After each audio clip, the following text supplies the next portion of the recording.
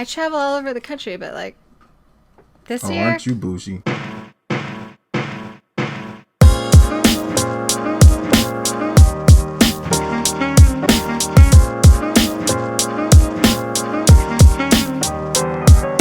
Welcome to Maker's Hustle, the podcast about turning your passion into a profession.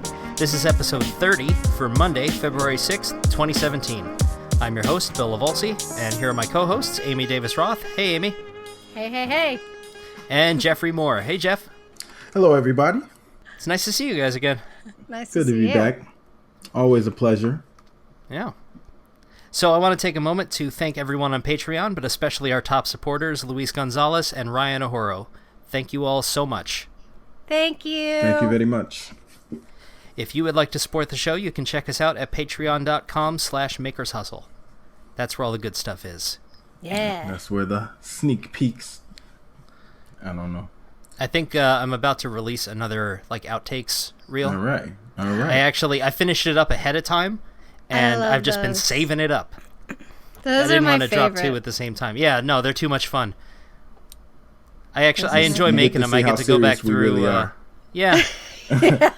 How serious we are when How we mature. do this podcast. Yes, Okay. Serious note though. The more episodes of the show we do, the less good stuff I have to pull.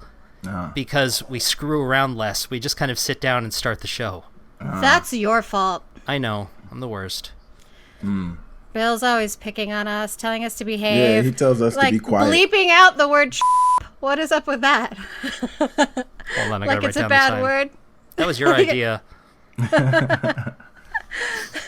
So what's That's a everybody bad working on word. this week? Who do you want to go first? I don't care. I'll go first. All right. All right. Yeah. Oh my gosh. Oh my god, it's so great. I've been doing so much stuff. When I can pry myself off of Twitter and not constantly post about all the horrible things that are happening in the world, I have been working on a whole bunch of stuff. This is really exciting. I got my book back on track. It is at the final pass through of the proofreader, and it was actually really nice to have not seen the book in so long because when I went back and reread it to do the final pass on the editing of the story, it's such a sweet fantasy story about leaving this planet and going somewhere really safe and wonderful and happy, and that is exactly the sort of thing that I need, and I think a lot of people need right now, is this fantasy escape with friendly robots that will take care of you, that are a billion miles away from Just all boarding the terrible... your Nope rocket and flying into the sun. Yeah, except it's the moon Enceladus. But yeah. So I've been working on that. It's almost done. I'm excited. I've been doing, I finished a whole bunch of hair clips and immediately sold out of my Viva la Resistance hair clips. So I'm making some more of those. I'm working on some skull and crossbones. Haven't done that in a while. Bringing that back. It's Black History Month. So I am doing that Sojourner Truth quote as a necklace. Truth is powerful and it prevails. And I'm going to be looking for some other cool stuff to do in honor of Black History Month. So look into that. Google that. Don't listen to anything that the new president says.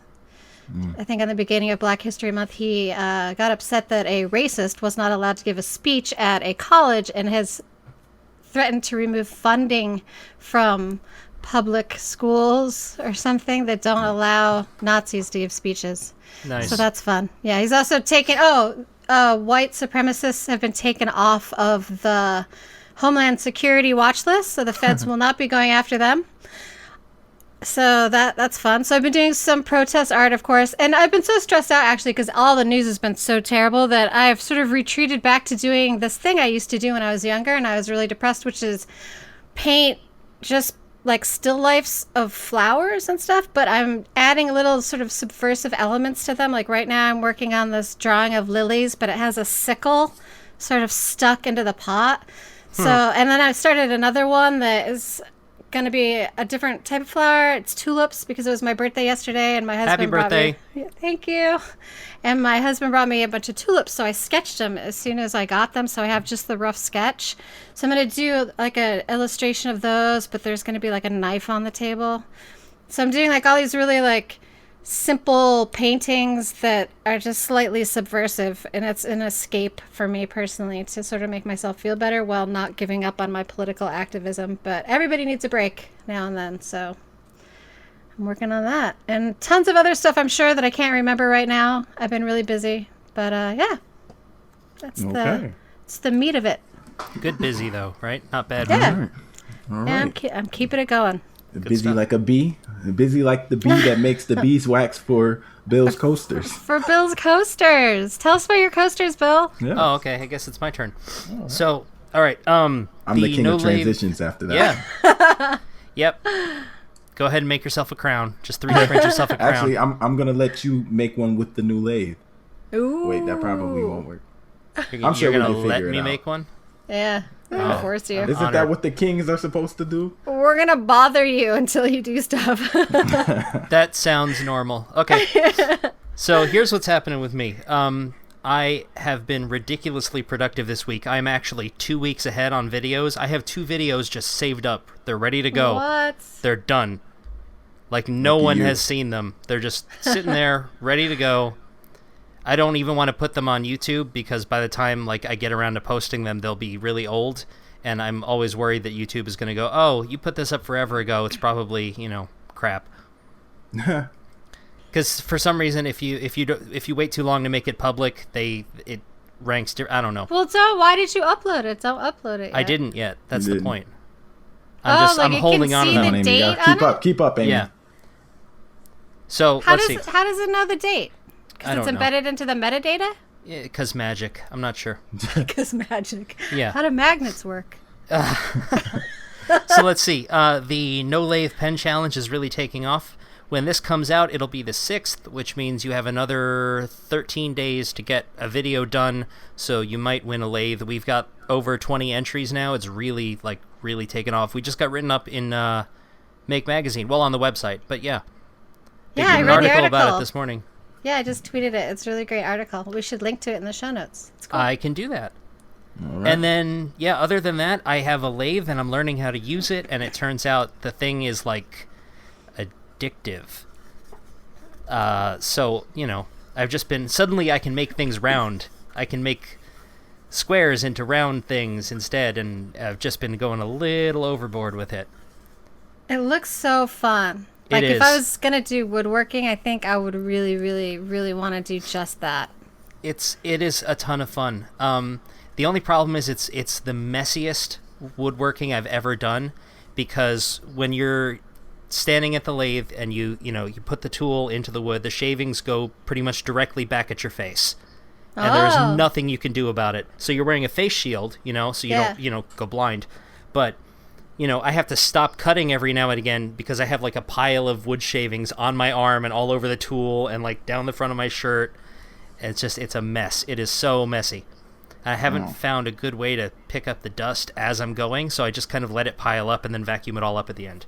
But what Jeff was insinuating with his transition is, I'm going to hold this up for the people on the video, I've been making these coasters, which are it's a single piece of walnut, and then I make it round, and then I hollow out the inside. And because I've been practicing, I've managed to get the sides and the bottom to about 1/8 of an inch thick. So... Wow. So nice. Yeah, and then I finish them off with beeswax so that they, repel water a little bit, and this is a ridiculous amount of fun, and you should all try it. And yeah, I blew up a Yeah. few, that didn't work out. I actually, just before we started recording, I sent one flying across the room, because I had glued it onto another piece of wood so that I could work with it, because I don't have a chuck yet, which should be showing up on Saturday. Woohoo. But until then, if I want to do something like that, I have to screw something onto the front and then glue the piece that I'm working with onto that. And the glue wasn't quite cured up yet, so I went to work with it, and I hit it with the tool, and it went flying across the room. It was more funny than anything else, because I was kind of half expecting it to happen. Did you have it on video? No. Oh. Wow, that would have been great. I'll have That to do would've it been so again good. just Yeah, to on get purpose. one on video. Yeah, exactly. Watch it smacks you right in the face. Yeah.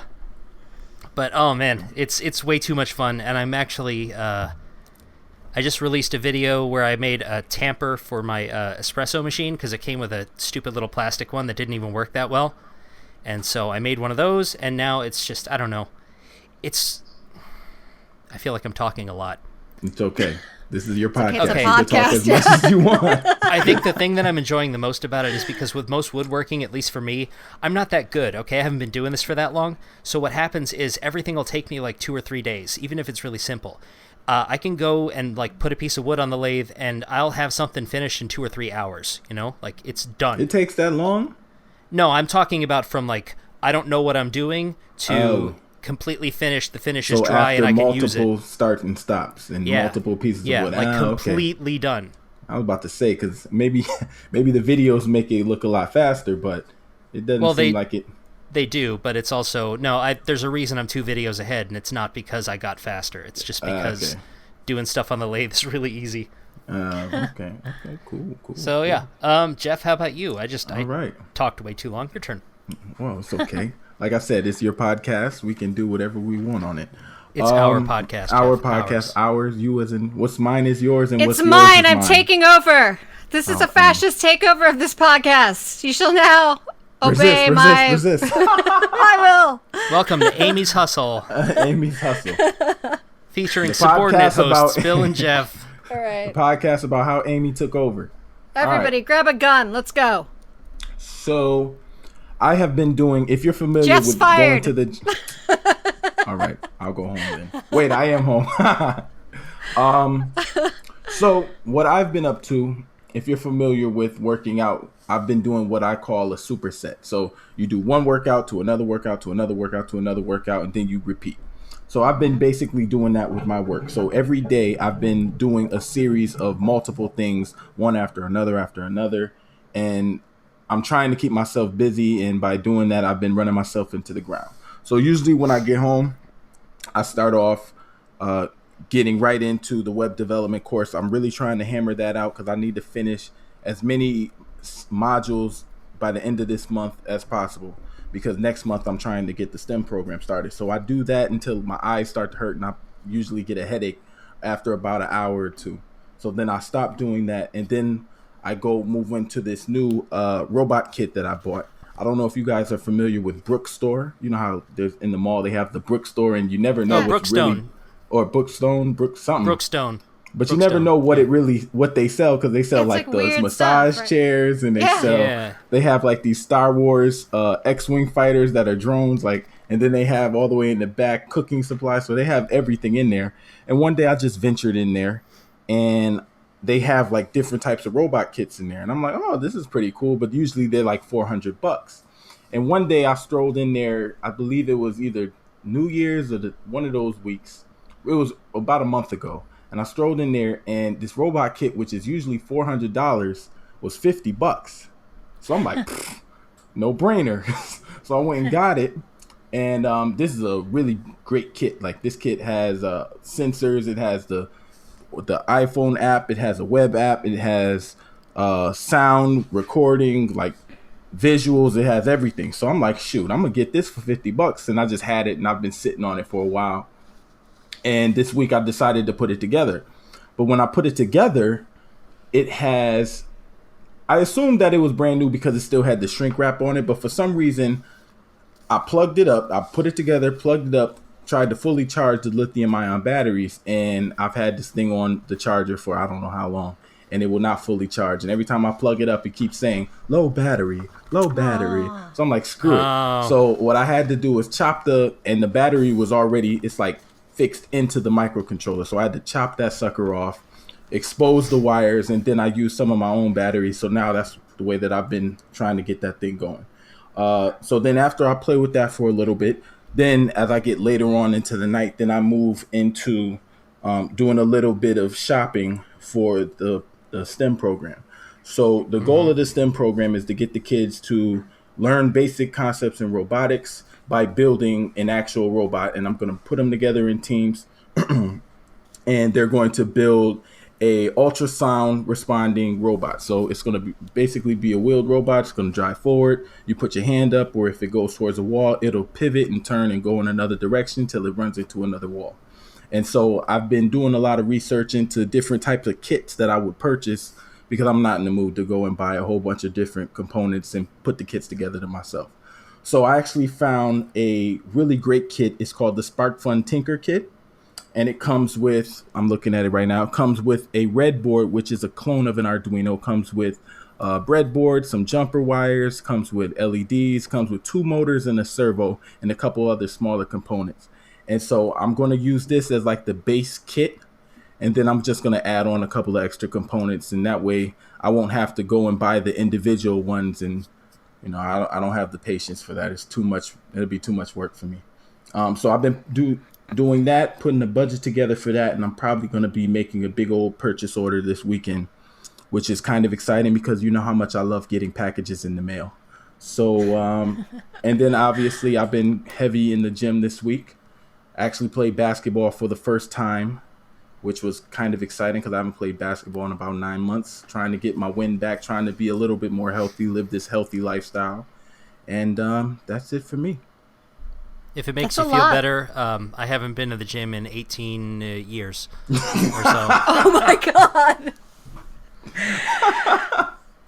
Yeah, no. I have a treadmill here. I have a treadmill, I have an elliptical, and I have a bunch of free weights at home. I used to love going to the gym, man. I hate going to the gym. I miss it. If I had space, I would just definitely work out in my house. Yeah. But and my gym is like 15 minutes away. Ugh. And I've been getting up early, so I've been waking up around 5. Some days I sleep in and just go on the weekend, or I just don't go at all. But I've been waking up, trying to go to work, come home, work on 3 different things all in one day, and then wake up and do it again the next day. And I've been going hard for about a week and a half now, so I'm feeling pretty good. I'm gonna need a vacation soon though, but yeah. I'm feeling pretty good right now. No burnout yet. Good stuff. I'm too old to do that. I am. I used to walk to the gym. I used to walk 2 miles to the gym and then work out and then walk back when I lived in Hollywood. I would have walked to the gym 2 miles, turned around. Oh, that was enough workout. Yeah, you get to the gym and go, all right. All right. It was good, though, because it's Somebody like you already do your come pick cardio, and then you get there and you do weightlifting. Yeah, I'd be like, somebody come pick me up. I done did my workout. That's how I am now. I'll walk 2 miles to the donut shop. Because there's a payoff when I get there. Yeah. So let's talk about something this week. Let's talk about a thing. So what thing? We got an email. We got an email? We did. Another one. It's about perfectionism. All right. And this is from a new listener whose name is Pat. Hi, Pat. Thank you for Pat. listening. Welcome to the family, Pat. And Pat says that they've been binging, and they're up to episode 21. So that's a lot of binging. Good job. And that was 2 weeks ago, so hopefully he's fully caught up now. Yeah. So here it is. For many years, decades, I did not sketch, draw, or paint because I just knew that it was going to be bad. I've always been a maker, and I continue to make because it's just so much of who I am, but drawing and painting weren't part of it. On the 1st of January last year, I decided that I was going to do 1 drawing a day. While I did not manage to draw every day, I drew frequently enough for it to change my life. I realized that this perfectionism thing had paralyzed me because I was afraid of sucking, and that I had to embrace bad drawings and accept the fact that doing bad drawings was the only way to get to good drawings. I had to embrace sucking. It has made all the difference. You have touched on this subject a little, but my guess is that this affects more makers than just myself. I am now getting drawing and painting commissions and have a dormant Etsy shop that I want to crank up or somehow market what I do, so the maker's hustle is not just academic for me. Okay. So many thanks for what you do and how you do it. Someday I will make enough money to be one of your Patreon supporters. Sincerely, Pat. Aww. Thanks, Pat. Thank you so much, Pat. Perfection is bullshit. It's not even, it's a social construct we've invented. There's no such thing as perfect. People have made you think certain things are perfect, but there is no such thing as perfection. And it stops so many artists from creating. And I also believe that nobody is born an artist. I think that's also part of your culture and your upbringing and, things that you choose to consume that then determine who you are as a person. So I think that anyone can become an artist if they want to be an artist. And I believe that most makers already are artists. They're just considered craftsmen or craftspeople. It's just the terminology that's been changed. And so, awesome, Pat. Way to, just do it. because that's exactly how you get better. In fact, like with me, I've been making art for my whole life. And if I stop drawing for even a week, I lose some of that control that I have in my hands. And so you got to practice. It's like anything. It's like Jeff going to the gym. You gotta work the muscles in your brain and in your hands and in your wrist and, you know, in your imagination.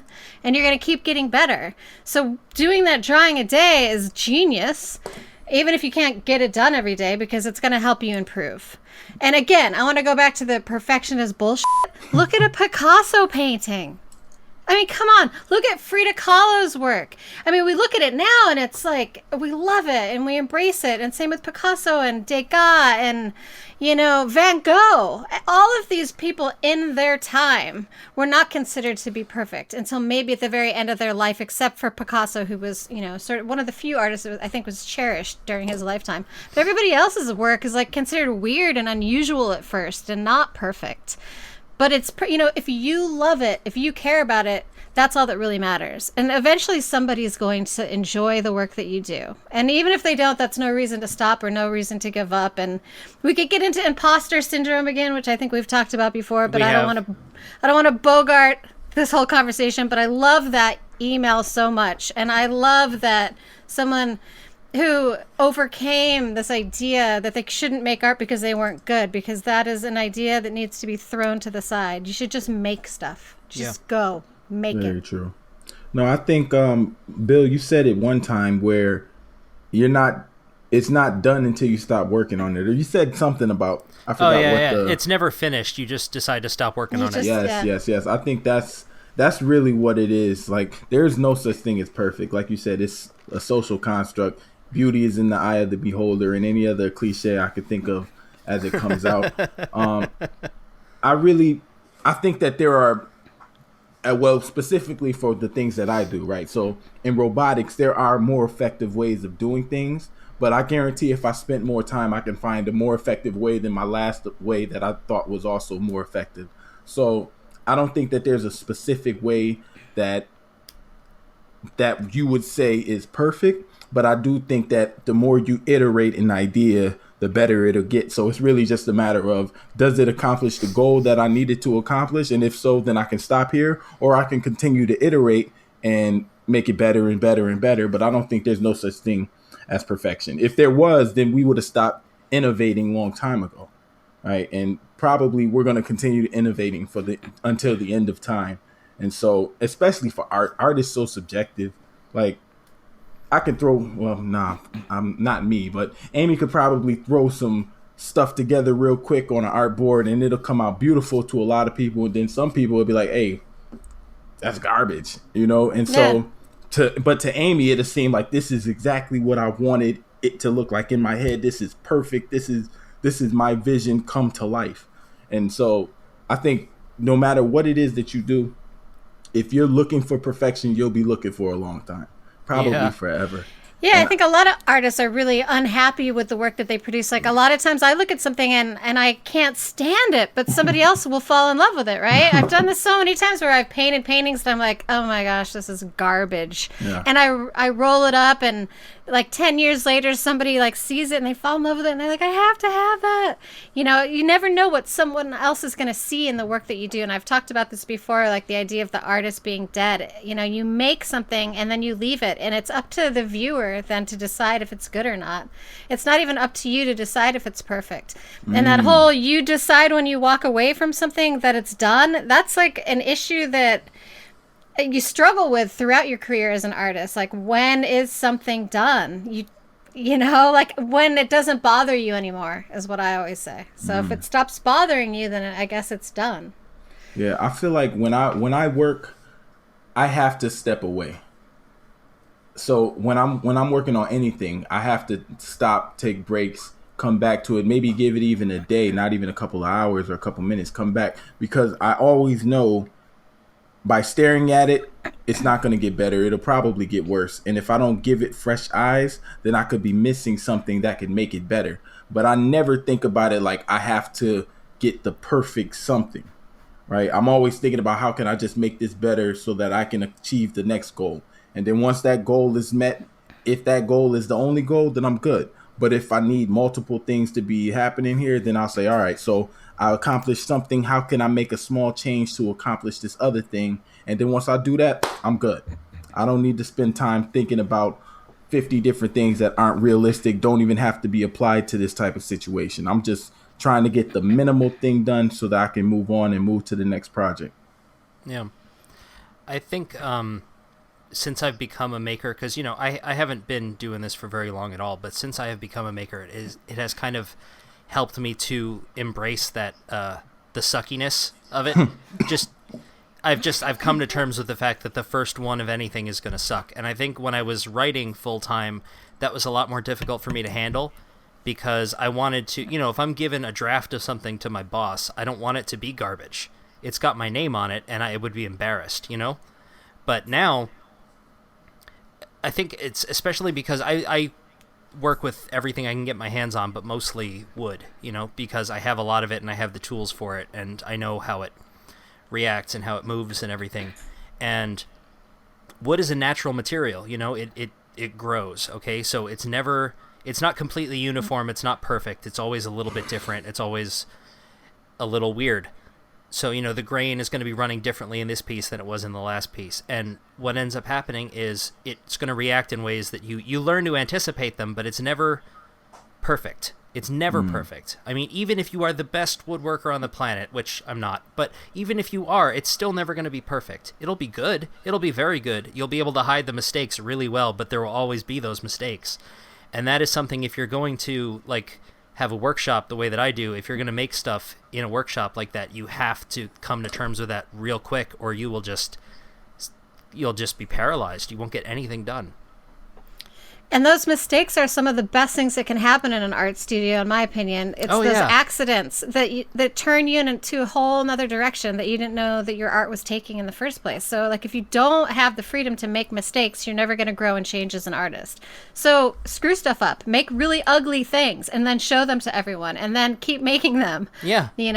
Yes, and maybe that those is very ugly true. things. Yeah, maybe the ugly things will be beautiful to somebody else, if you're not satisfied because you've been conditioned to think that you have to be perfect, which is so wrong in so many ways. And there's so many parts of our culture that teaches us about perfection, women's bodies, fashion, all these different things, the way you're supposed to look, skincare, weight, all of these things that we're sort of conditioned that they are supposed to fit in a certain package is not what art is about. Art is about breaking out of those boundaries and creating new things and finding different ways to look at things. Yeah. And that's and science is the same way. It's about discovery, and without accidents and mistakes, we're never going to grow and we're never going to make better things. So I say make ugly stuff. If you think it's ugly, make it. Keep making it. Dare to be ugly. That's going to be the move keep it up for this episode. Dare to be ugly. No, I think what you just said is important. Don't always trust yourself. If the goal is to get something good, I would also enlist the support or the vision or the input of other people, because that's the other thing. You might see something and maybe what you see is not the thing that you want it to actually be, right? Art could be what is that, the Rorschach thing? Is that what it's called? The ink blots? Yeah, the ink blot. Think of it like the Rorschach. So if you have a picture in your head and you see this and you want it to be something, but it's not necessarily what other people see, then, maybe you should ask somebody, because you could be putting something out there that is not what you wanted it to actually be interpreted as. So, hit people up, say, hey, do me a favor, look at this video, look at this piece of picture, look at anything and get input, because that might help you get to where you're trying to go. Still not perfection, still not thinking about perfection, but that might help you on your journey to, I don't know, whatever would be under perfection. What would that be like? Something that is consumable, something that people would appreciate. And I don't think perfection is what we need right now. You have computers, you can go and take a life drawing class and you can learn how to draw the human form perfectly. And that's definitely an excellent skill to have for multiple reasons. It's sort of a jumping off point to becoming a cartoonist. It's, if you want to do portraiture, it's something that you really need to learn. And it helps you look at the world in a different way. It helps you look at a three-dimensional object and turn it into a two-dimensional object that looks like a three-dimensional object. But in terms of perfection, Okay, so you look That at confused something me. in the 3D world, like say you have a model, and if you take a life drawing class, normally there's nude models that sit in the middle of the room and you draw them from different angles, and you're taught to look, and you hold your pencil up and you sort of check like the length of what their head would be like in comparison to their torso, and you do these like loose circles and you compare sizes. Yeah, you like, yeah, here I'll hold up my vape pen. You like can see like this is how big Bill's head is, and so I then take it to my canvas and then I draw that size, and you keep doing that to sort of check and see that your parameters are matching what is in reality. But what you're doing is taking a three-dimensional object, putting it on a two-dimensional board, and making it look like a three-dimensional object. Those are great skills that you can learn as an artist. You can learn perspective, all the different, 1 point, 2 point, 3 point perspectives, so that you can draw accurate buildings that are fading off into the distance. And all of these things are skills that are learnable. But I don't know that that's what we need in the art world right now, because we have advanced photography. Everyone can take pictures. Everyone can put a filter on one of their photos that makes it look like a painting, right? I think maybe what society needs right now is the passion and the feeling of that artist actually putting their imprint onto the canvas in whatever way. And so I don't really think that realism is where we're at in terms of the art world. So why even try to be perfect at this point in time? So really, we should be, if you're an artist and you're drawing like people, I don't know if you guys ever been to a museum and you see like somebody with the disproportionate body and head, so you'll have like a small head and a super big body, or a super big head and a small body. Yeah. Like we need more impressionists than, I'm using words that I don't understand in art terms, but you need more need surrealism. More that abstract and more thought. conceptual art is really important right now. Sharing ideas with the culture is extremely important right now, and artists throughout history have spoke truth to power, and that's what we should be doing right now. So there's so many ways to create art and to make things that are going to be valuable and be important to our society, not only now but as we look back at this point in history, which is going to be a very famous part of history. We're either going to make huge changes in our democracy in America that's going to affect the entire world, or we're all going to, half of us are going to get killed. Like, I don't know, something is going to happen. It really. And so the art that's created at this point in time is going to be so extremely valuable as historians look back to see what was going on in the hearts and the minds of the people that were living through what's happening right now. So throw perfection out the window. It's like, do you have a message? Then send that however you can. Okay, I wanna touch on that a little bit, because you just said, forget perfectionism. What's the message? I remember I did film photography for a while, and there's a famous photographer named Richard Avedon, right? And I was watching some video or something, but it said your camera does not have a Richard Avedon button. And the point is, it doesn't matter how fancy a camera you have, okay? Yeah. You can't make your pictures look like the famous person's pictures until you actually learn how to take, a photograph, which means that's your composition, that's your perspective, that's your view on the world. So the same holds true for artists, the same holds true for makers, the same holds true for everybody, is your skill is never going to be, you're never going to make a perfect thing, but it's always going to be your thing. Do you know what I mean? So like a photo somebody that else I take, will define it as perfect later, maybe. Yeah, and other people will agonize over it, years from now, going, I wish I could be that good. But the point is, I could take, Half Dome, the mountain. It's in one of the national parks. Okay. Not familiar with it. We probably just sold it off to a Republican. Okay. Way back when Ansel Adams was okay. Do you know who Ansel Adams is? Yes. Yeah, yes. Okay. He's a famous landscape photographer for people that don't know. Now, Ansel Adams was commissioned to go to the national parks and take photographs of the national parks to kind of advertise for it, And he took a famous photograph of Half Dome. And now, if you go to Half Dome, you will see like hordes of photographers all set up in approximately the same spot trying to take that picture.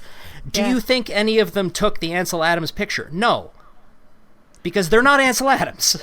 It is a good thing to do to learn photography, though. I mean, it's a good thing to do to learn painting. If you have a painter that you like a lot, to try to copy one of their paintings. It was one of the classes I took in college. We had to recreate paintings. You know, and it's a really good lesson in trying to understand where the artist was coming from, their palettes, their colors, what they were doing, what they were thinking. It's a really great thing to do. It's great to go try to be Ansel Adams, but Ansel Adams already existed and already did it. So maybe go try something else afterwards. And in my mind, if you go to Half Dome and you take the exact same shot that Ansel Adams took, that is a failure to me because that picture's already been taken. Yeah. Like, it's done. If it doesn't bring something new to it, why did you bother? Right. They say with photography, it's not so much the machine that you're using, it's the eye of the person taking the picture. But photography is it's so saturated. It used to be a high art because it was something that took a lot of skill. You had to understand how all these chemicals worked. You had to have a darkroom. You had to know how to develop film. It was a very precise, very technical science. And now, I mean, you can take a photo with your iPad or your phone or your watch, or you can hide a camera in your hat. You can do it, you can use a drone to take a photo. There's so many different ways. It's so easy to take a photo. I will say this though, that doesn't help anybody with composition. Well, that's There's true. a lot of really bad photos out there. I mean, yes, everyone has a super powerful camera in their pocket, but that just means that people who know how to take photos don't miss anything anymore, you know? Right. So it's still the same thing. It's still the eye. It's still the artist's eye. Right. It's not the machine. It's just the artist. So there still are really great photographers out there that are doing revolutionary things, but it's not so much in the technicalities of how the camera works as it is in the lighting and the room and the space and the creation of the image. Right. So. And it doesn't take away from, I think that's the other thing too. So it's both. So having an iPhone, a powerful phone in your pocket, allows normal people who would have never been any good at taking pictures. They would have just been taking, my hand's in the picture, like they would have been taking those type of pictures. So having an iPhone helps those people, but I don't think it takes away from the craft of people who went out and bought those cameras and have 5 different types of lenses and, have the flashlight and all that stuff when they're going and taking wedding photos and stuff like that. Like, you're not going to call somebody with an iPhone to come and do a wedding video. And the same thing goes for, just any type of art. And when you were talking about the, like somebody learning how to paint based on, copying of Van Gogh or whatever, I would be like, yo, who said Van Gogh is the man?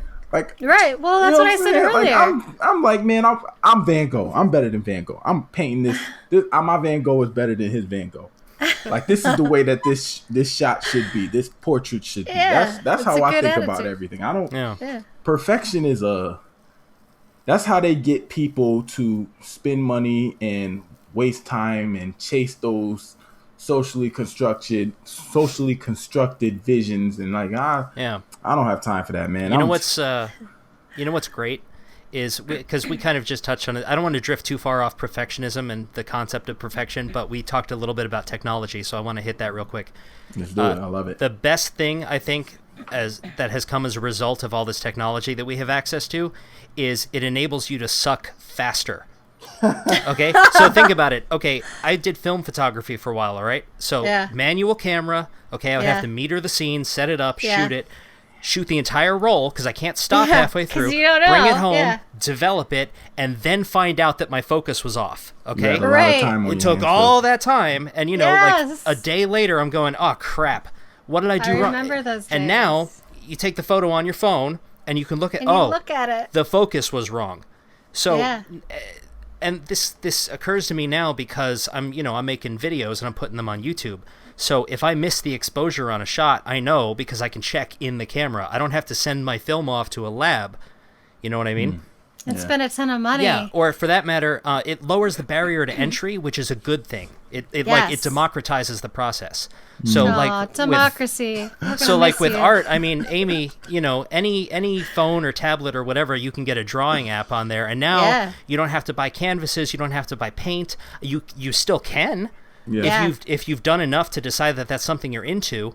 You can go out and get all those things. Like, the traditional forms aren't going anywhere, but at the same time, you can now get into it for $0. Yeah. which is amazing. That is. And I think that's the other thing too. So we spend a lot of time worrying about, because technology is so embedded in our life and our culture now, we don't really appreciate how much sucking we're actually doing and how much the learning curve has, really just been cut down and basically in half, right? Like, because technology is normal to us and the way that we incorporate it into our lives, literally 6 months worth of sucking is cut into 3 days, 4 days. And that is, that you get a lot of your life back like that. Yeah. Right? You can figure out, if you don't have to take 6 months figuring out whether or not you like something or you don't like something. You can really do it in 3 days. Like, oh, well, this camera was a lot. I don't want to do this anymore. And then you can be on to the next thing and find out your thing. And again, that is a huge benefit that I think we've had, obviously more than any other generation, but especially us being people who are constantly making and developing. Like, I'll use making robots, for example. Like, first, when I was a kid, I liked making robots, but it was way beyond me. Like, I had no access to it. I had nothing that was even close to the technology that I have available to me now. But even when I first really got into it, like in college, I didn't have a 3D printer. Right. So I was making stuff and I was like, well, it's good enough. Now I have a 3D printer where I can make anything come to life in literally a little bit less than an hour. And I could say, is this good enough? If it's good enough, then I can move on to the next thing. Right. Yeah. And I don't have to spend a whole lot of time conceptualizing and fabricating and cutting out stuff and using all these tools. And, I don't have this tool. I got to go to Home Depot. I got to come back.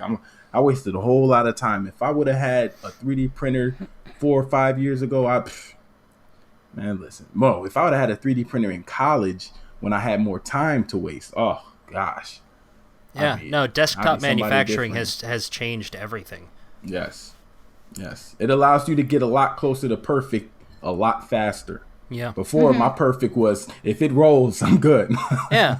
But it enables you to suck faster. Yeah. There was a course when I was I never ended up taking this class, and I kind of wish that I had, but there was a course. It was just called something like I can't remember. It was a creative writing course, and the idea was the only way to learn to write good words is to write a whole bunch of bad ones. So in this course, the goal is you're going to write 1,000 words of crap like every day.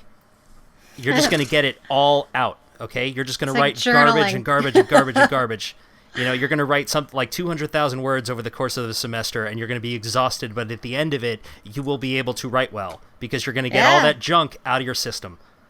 You can do all the cliches, you can do all the awkward transitions. You're just going to knock them out, and by the end of it, you'll be closer to being good. And so, I think that concept is something that we should embrace. And it sounds like Pat is embracing that, and I'm happy to hear it. Yes, one final note on that.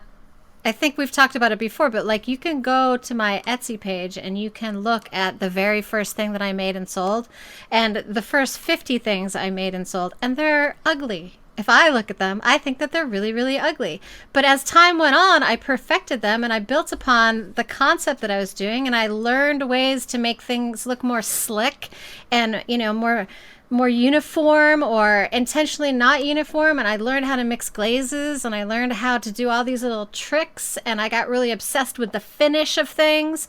And so I improved on that because I became interested in it, and I built upon that, and I kept going and I kept going. And just like with that drawing a day, if there's anything that you do and you love to do it, it's going to get better as time goes on, as long as you just don't give up. Just keep doing it. Just keep making whatever it is, and don't care so much about what people say about it. That's something that you just have to learn to accept. Like, people are going to like your stuff or they're not going to like your stuff, and it should not affect whether or not you keep making things. Yeah. If you're doing it because you need to make a living, then maybe you might have to refine some of the things you do to please the public. But if you're a maker because you are born a maker and you feel like that's what you're meant to do, then it shouldn't matter. Yeah. It shouldn't matter. The idea of perfection is not even something that should concern you.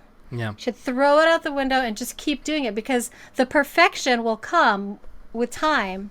just like learning anything else. Well, I actually, while we're having this conversation, I actually just remembered the exact moment when I decided to embrace sucking. Like, I actually, it was a clear moment, like, where it clicked for me. It was during my honeymoon, and we were in a hotel. Oh, wow. That's awful. I'm cutting that out. Okay. No, okay. It was a great honeymoon. I don't know. I don't think you should cut it out. All right, so Good. It's a YouTube story, like all of my stories. So if you hate YouTube and you hate, woodworking videos, I apologize, because here comes a story about them. So the first maker I saw on YouTube was a guy named Matthias Wandel, and Matthias is an engineer, okay, and he builds like machines out of wood, okay. So he built like a bandsaw out of wood, mostly wood. He built like he built a table saw out of wood, and he is obsessed with getting everything as close to perfect as he can. So he's like dialing everything in. He's using like a dial indicator and getting everything correct down to like 1/1000th of an inch or something. Okay. Yeah. And I remember watching those and just going, I could never do that. I could never, ever do that, because like I know myself well enough to know I don't have the temperament for that. And if I try to do that, I'm just going to get really frustrated and quit. And I actually did. I tried a few times, and it was really frustrating. And then those tools went back up on the shelf, and I didn't think about it for years. And then later, I saw a Jimmy DiResta video. And Jimmy, he's been on this show before. You both talked to him. But a lot of the times what Jimmy's doing is client work, okay? Like, he's building something for someone. They have a budget, and he has a deadline, which means it gets put together. If their budget says that I'm going to put two boards up against each other and screw them together instead of doing like proper like mortise and tenon joinery or whatever, then that's what I'm going to do, because that's what they can afford, and I would rather build them something than just pass on the job, because I got to make rent and I got to eat. And so that attitude of like, you know what, sometimes you can go for perfect. Sometimes you can sit there and like refine every little detail. And sometimes you just got to get the job done so you can, pay the electric bill. And I saw that attitude, and I saw that in his videos, and it clicked. It just clicked for me. It was like, oh, not everything has to be, correct to 1/1000th of an inch. It can just be okay. Unless you are an engineer who is building bridges and skyscrapers. There are times and places where things do need to be perfect, but yeah, I think that if we you need are to a make doctor it clear that and you are listening to this show and you see me on your operating table, forget everything I just said. Yeah, please be perfect when it is a life and death situation, or if you're taking care of people or something like that. But in terms of art and creativity, I think that the concept of perfection is best thrown out the window at times. Yeah. And even with that though, Amy, I would argue that the perfection of making making sure that it's structurally sound, that's a different conversation than whether or not it looks nice. So even the art of, or the beauty, like here they're rebuilding, I don't know if they're rebuilding because I don't know if they're going to name it, but they're making another bridge that's going to connect Upper Westchester to Lower Westchester. And, as of right now, it looks like nothing. There's just a bunch of things coming out the water, but I'm sure it's not going to be a beautiful bridge. It's not. I've seen nice bridges. The Brooklyn Bridge is a beautiful bridge, but then the Queensboro Bridge is an ugly bridge. But they're both structurally sound. So, I think with even technical things, there's ways to be beautiful and ways to strive towards things that. And now you're talking about form and function, and that's right. That is a Form conversation for another function. day. Yeah, well, we should I've definitely never talk. heard that debate before. Form versus function. Mm-hmm. Is that a lot like how much I'm forming and how much I'm functioning? Yeah, it's a lot like, do you build a chair that's beautiful, or do you just build a chair that you can sit in? I built a beautiful chair once. I couldn't sit in it though because it was really uncomfortable. Where's our chair? Like you still owe us a chair, by the way. Oh, it's happening. That's right. It's happening. I'm 2 weeks ahead. Yeah, you know why? Because I'm 2 weeks ahead on videos. I just bought myself 2 weeks to make a chair. Oh, nice. Okay. All right. You can have that one. That was just a random thought. You talking about chairs? I'm like, wait, don't you? Oh, you're not the one to be talking about chairs, bro. He don't owe you shit. All right. Well, that's true. I'm not. You know what you owe me? You owe me a recommendation. All right. Oh, that's your transition. Boom! Transition. You want Jeff to go first? I want somebody to go first. I want me to go first. Well, I'll go first since I just uploaded mine into the chat. So, in honor of Black History Month, now I am one of those guys who believes that Black history is American history, and that means we should be celebrating Black history every day, not just 28 days during the year. Well, but, the saying goes, like, why is there a Black History Month is because it's white history every day. Very true, but so we need a Black History Month to bring attention to it. Very true, but I believe that I don't think we do a good enough job of communicating Black history during Black History Month. No, I agree. I'm saying? Like, you go into a school and we're using the same guys over and over and over. Like, there was only 2 guys in Black history. But that's another point. That's whatever. But in honor of Black History Month, I want to share a video with everybody. It is by the History Channel, and it's a documentary, because you guys know I love documentaries, on Black Wall Street. So if you're not familiar with Black Wall Street, right after the ending of slavery, well, not right after, maybe a couple years after, but during segregation times, there was a community in Tulsa, Oklahoma that built up a whole bunch of Black businesses. They had their own economy, and they were doing great till it got burned down and there was race riots, and the government was the one who kind of sanctioned that demise. So this is a great documentary. I suggest everybody go check that out because it's a great story and shows the determination of a people one generation out of slavery and what they were able to accomplish. So definitely a great story. I want to share that. What's it called again? Well, I don't know what the whole documentary is called, but it's on YouTube. It's called Tulsa, Oklahoma Black. Hold up. Let me pull it up. I don't remember. Tulsa, Oklahoma, Black Wall Street, Race Riot, HD video, full documentary, Black History Month. It'll be in the show notes. But it's by the History Channel. I love documentaries. So, it's not a long video. It's only about 42 minutes. So you can listen to it right after you listen to Maker's Hustle. Very good, very good. My recommendation this week is Teen Vogue. I'm completely serious about this. Teen Vogue has been one of the leading voices of the resistance against the regime since the beginning. It's shocking, but their writers have been extremely diligent, extremely honest, and down to earth and real when a lot of other publications were refusing to report on things. So you can get a subscription to Teen Vogue for something like $5.99, something ridiculously inexpensive. So if you have any young people in your family, get them a gift subscription. If you yourself, I bought myself one just because I wanted to support the idea of free press, and I want to encourage publications that are reporting accurately and not reporting any of these sort of fake stories that the alt-right has been pushing. Mm-hmm. And Teen Vogue has been fantastic. And not only that, if you're someone like me that makes jewelry or you're into fashion at all and you're making stuff like that, I mean, not only are you going to get accurate political reporting from Teen Vogue, you're also going to get some really cool fashion tips, and you're going to see what the kids are into. And that is really helpful for somebody like me that's interested in pop culture as it applies to jewelry making. So it's been really great. And I highly recommend it. So we'll put a link to it. Check it out and, give it as a gift to someone. It's a really great gift, and it encourages reading and it encourages truth. And it's just, I'm really impressed by these young women and what a great job they've done standing up to this rampant sexism and racism that's happening in our culture right now. So go teens. Quick question. Mm-hmm. I was watching, don't judge me. But there was a show. I can't remember the show, but there was they weren't teens, but they were working at Teen Vogue, and it was like old people there. Do teens really work at Teen Vogue? Yeah, there are some adults that do run the magazine, but the main editor is a woman, a black woman, and I think she's probably in her 30s, and she's like the main editor for Teen Vogue. But then it's geared toward teens, but I think a lot of the writers are probably in their 20s and 30s that are actually doing the writing. Although I'm not old people. I'm like, why do y'all work at Teen Vogue if you're like 60?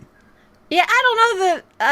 I'm sure there's people that are 60 there. I hope there is, because that would mean that there's no age discrimination in Vogue's overarching, publication. But I am pretty sure that there are quite young women that are writing for the magazine, and young men as well. And they're really, they're really open to all the different progressive ideas of like gender and politics, and it's really great. So, I mean, I want to promote people doing positive work, and Teen Vogue is leading the revolution, you guys. They should have a Teen GQ. They should. You should get on that. I'm serious. Start it up. I feel like GQ is another platform. You would be a great leader for something like that, because that's why Teen Vogue is so good, because they got progressive young black people in charge. We need you to start up, Teen GQ. Man, I got enough on my plate, Amy. We can let Bill do it. He's the one who could balance. He's 2 weeks ahead. Let Bill do it. We don't need another white guy in charge of another publication right now, okay? We're good. Yeah. We're good on that front. That front has been handled. Oh, you're right. Okay. All right. So, as I mentioned, I've become kind of obsessed with the lathe because it's a new thing, and I like learning new things. So I've been watching a lot of wood turners on YouTube, and I'm actually going to name several, just because you should check them all out. I've mentioned Carl Jacobson before. Let's see, I don't think I've mentioned my buddy Braxton Worthland. He's out in Boulder City, so he's local to me. Like, I've been to his house. He was actually one of the people who helped me. Like, he talked through the whole thing when I was thinking about starting a channel. And then Peter Brown, who does all sorts of crazy stuff with epoxy. I know I've talked about him before, but my real recommendation for the week is a woman named Rebecca DeGroot. Now, the last thing that she did was, do you remember in Toy Story, the kid, Sid? Like the evil one next door? No. Okay, do you remember? That doesn't mean we don't pay attention. All right, do you remember that there was like a baby doll head on top of like a spider body? Yes. She made one of those. Oh, my mom makes stuff like that. Yeah, but she did it almost entirely out of wood. She makes these crazy little like monsters out of wood. Oh my gosh, my mom does that with ceramics. I want them to be friends. They probably would be, but it's super cool stuff, and it kind of shows you, I'm always interested in how do you do like the unconventional thing. Like, I know how to do the thing that everybody else knows how to do. Now I want to start doing weird stuff. And that's a perfect example of why not to be perfect. Yeah. Sorry to interrupt. No, there you go. That's perfect. Right. Well, that's why I thought of it. I never know what I'm going to recommend until about 5 minutes before I say it. But anyway, me too. You should check this out because it shows you just what kind of like weird stuff you can make on a lathe. Carl Jacobson does a lot of stuff like that too. Like, he made a Fred Flintstone car, like the Flintmobile, mostly from stuff that he made on the lathe. Oh. Wow, yeah. I want a lathe now, you guys. Yeah, Should I enter the challenge really fast? Yes, do it. I'm sure I can't win. That wouldn't be fair. That would be like sounds giving it kind to of your defeatist family. to me. That'd be like putting your son-in-law in office. I'm not judging. I have other judges. They'll pick. All right. I'm not but yeah, Rebecca DeGroot makes weird stuff out of wood. All right, Check it Rebecca. out. You sound cool. Let's be friends. Yeah. So we're about done for this week, but before we go, where can everybody find you? If you are looking for me, you can find me on Facebook, Twitter, and Instagram at more4 with the F being the number 4. Hey, it's been a while since you did that. Yeah, gotta shake that habit. Good stuff. You can find me on all social media and Patreon and Redbubble as @surly-amy. You can go to surly-ramics.com to find my jewelry, and that is a portal to everything I do. And you can find me at One Car Workshop on your social media platform or website of choice. So that's it for this week. If you are listening to this show on iTunes, please take a moment to leave us a rating and tell us what you think. I mean it. Please do. Please do. You can also find us on Twitter, Facebook, and Instagram at Makers Hustle. If you want to ask a question, give feedback, or suggest a show topic, like the ones that we used these last 2 weeks, you can contact us through social media or send an email to info@makershustlepodcast.com. Once again, thank you so much for listening. Doing this show is a lot of fun, especially because of feedback from all of our listeners, so thank you so much. I love these email questions. Please keep them coming. Yeah, I'm about to say that too. If They're we're out of so questions, if you don't send us a question, we won't have anything to talk about next week. So please, we're just going to sit here and stare at each other for an entire hour. Yeah. That's show, we'll talk politics the whole time and really irritate you. So definitely, if you don't send us a question, that's what the next episode is going to be. And while this show might be over, the hustle never stops. The hustle never stops. See you next week, everybody. The hustle never stops. Yeah. Bye, everyone. Don't stop. Bye, everyone. Don't stop. Don't stop. Well, don't stop. Don't stop. There we go.